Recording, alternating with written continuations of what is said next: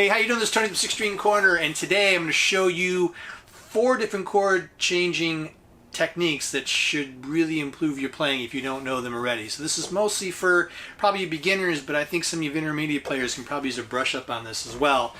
These chord changing techniques will get you to the chord on the beat in time, just the way you'd want it if you're playing some of your favorite songs. All right, so let's get started. I'm going to get going on this right away, and we're going to cover the 4. All right, 3 of the 4 are going to be used quite a bit. The 4th one is sort of a if it works for you, use it type of thing. All right, so let's go with the 3 that you're going to really want to know if you don't know them already. The first one's called I call it the glued finger technique, and it's just that you're going to anchor, which I think might be another name for this technique as well, anchor your finger on one string, one fret, the same note basically, from one chord to the next. So oftentimes you're going to be doing chord changing where you're going to have it go from one chord to the other, and you see that there's a common note. So let me demonstrate. All right, so here's 2 formations here. All right, there's this E minor right here, and then there's this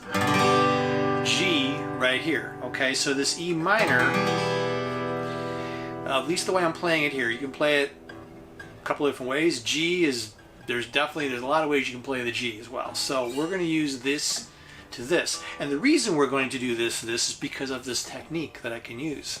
So that's the reason why I play. So sometimes you have these G's and these E minors, like which formation is the best, and some you may be used to. It's probably you have that one go-to G that you always play. It could be this one or this one, but if you can learn to play different variations of some of these chords, like the G or the E minor, it'll enable you to make those changes much quicker and much smoother. So what you're going to want to do is you're going to want to go from E minor. So I'm going to play with these 2 fingers, and we're going to play it right here, right? And then we're going to go to this G, and I'm going to play the G like this, okay, where my pointer finger's on that 2nd fret A string, and then I'm using my middle finger up here on the G note, and a little finger down here on the G note, and then everything else is open. And so when we go from E minor to G, this note right here, the 2nd fret on the A string, is common to both, right? So what we can do is when we go from one chord to the next, we're going to leave that one finger here, in this case the pointer finger, on that note. So when I go from E minor to G, I leave that finger glued. And so what that does is it helps you get to that chord quicker, rather than trying to reform it or do this.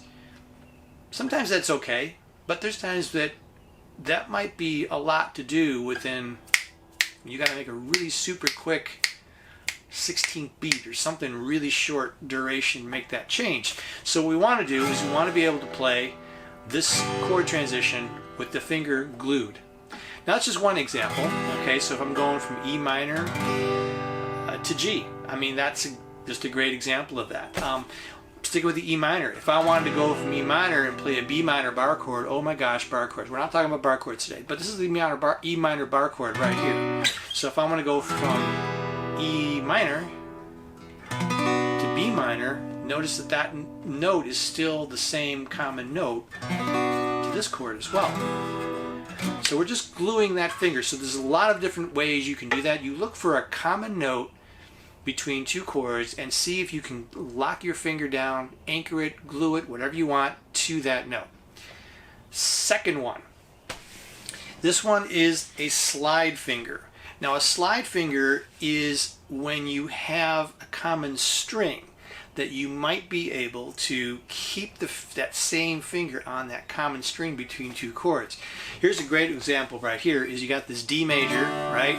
And then there's this A major, and I'm going to play the A major with these 3 fingers. Sometimes you can do it with these too, all right? But it works better here. The reason being is that when I play the D, this standard D chord that y'all should know, if you don't know, go back to your beginning class and figure out how to play it.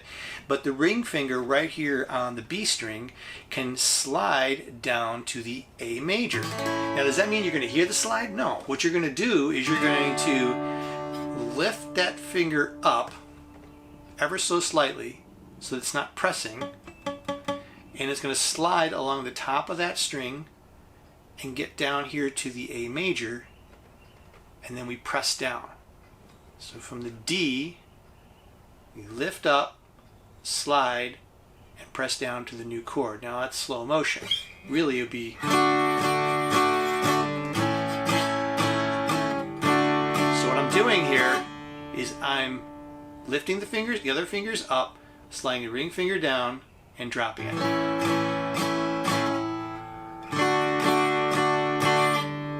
Alright, that's with one finger. This technique is used quite a bit. Let's say for bar chords, right? If you're into bar chords or you're going to eventually learn bar chords, you can do this technique with another one that I'm going to show you next, where I just lift my fingers up. This is an A major, and I want to go to a G major. So this form, I lift up my fingers, all of them, slide them over, and drop them.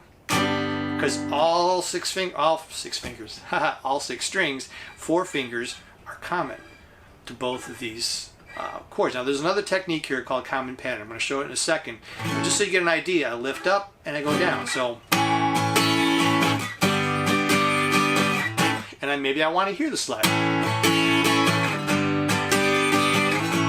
That's fine. That's an example of using all 6 strings. This is using 1 string. And so that's another technique you can use as a slide finger. Hey, if you like what you see, like the video. Be sure to leave a comment below. I'd love to hear from you. If you got anything else to add, subtract from what I just said, or you got some new ideas on how to do chord changes, I'd love to hear from you.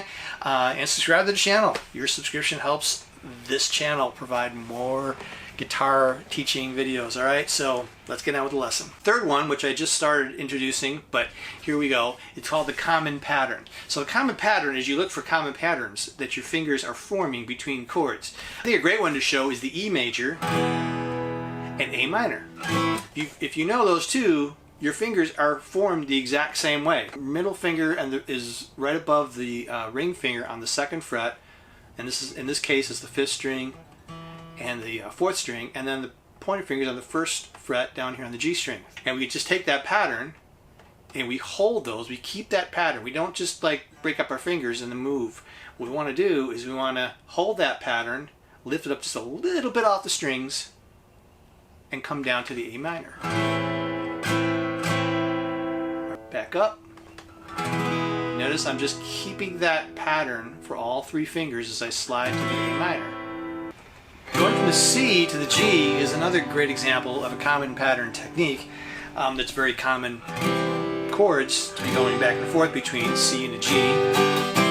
If you go to the C, you notice that the middle finger and the ring finger, if you play that C, look very much the same as when we play this G. Now remember, we did the other G before because that worked well with this technique.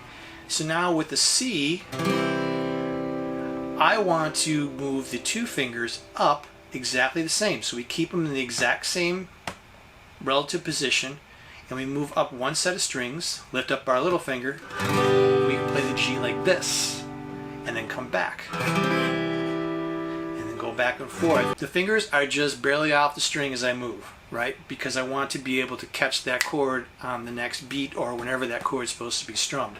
So we're going to move those 2 middle fingers in a common pattern method. The other way, which goes back to what I showed earlier with the bar chords, we showed you being a slide pattern, right? Because they're all the same relative to the string, but you can also keep the same shape because bar chords in general are movable shapes. You can play them everywhere and put the same exact shape, the same pattern here, the way the fingers are, and that's exactly what you would do here. You would lift it, you can use the slide, and keep the same shape as you go to the next chord. So in this case, I'm going from A major and going over to G major.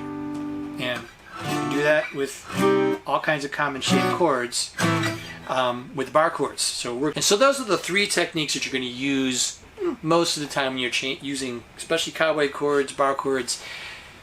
Sometimes it doesn't work. It doesn't work all the time. You're just going to have to develop your finger memory to go from one chord to the next.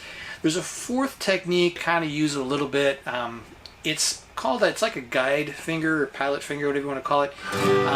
Like for example, if I go from the G major and I'm going over to the D, sometimes what I'll do is I'll keep this little finger here as I move my fingers, now this is extremely slow motion, and then bring my fingers down, and once I strum that D, I lift up the little finger. So it's kind of guiding my fingers here. See that? And also I'm using a common pattern. If you notice the G, from this G, I'm keeping those two middle fingers the same, relative. They just got to jump all the way down here to strings 1 and 2, and then drop my pointer finger and play that D. But that little finger kind of keeps a guide a little bit, kind of keeps it so that you're honest, right? So you can land that chord. I just do it subconsciously. I don't even think about it anymore, but that'll get you to that one chord to the next. So that's a technique you may or may not use. You may not need it. You may need it. It might be helpful. Maybe it won't. But it's there for you to help out too, so that you can get to that next chord right on time, which would be awesome.